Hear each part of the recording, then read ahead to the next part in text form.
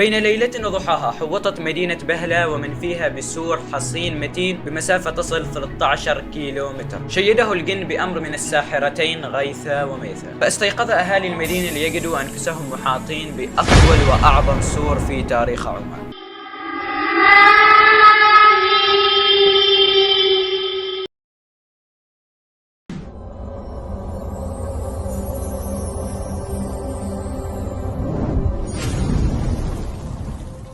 السلام عليكم ورحمة الله وبركاته. طبعا نفس ما شفتوا في المقدمة، طبعا اليوم مقطعنا غير قصة بناء سور بهلة. إذا عجبتك القصة لا تنسى تحط لايك واشتراك وتفعيل جرس تنبيه وكل شيء.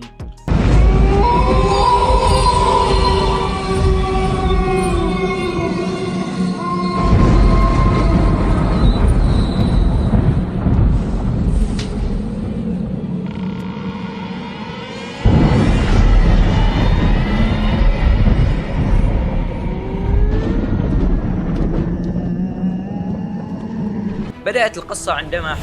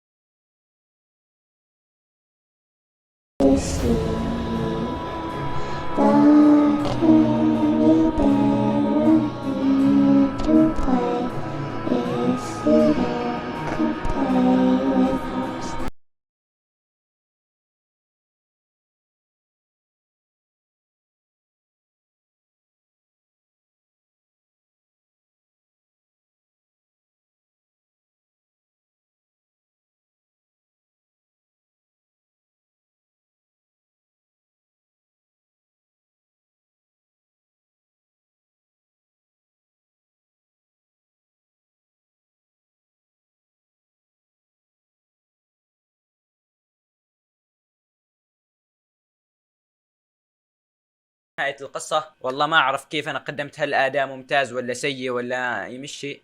أعطوني رأيكم في التعليقات، وإن شاء الله مع الأيام راح نتعود على إسراد القصص. وبس لا تنسى الاشتراك في القناة وتفعيل جرس التنبيهات اللايك وبس. سلام عليكم.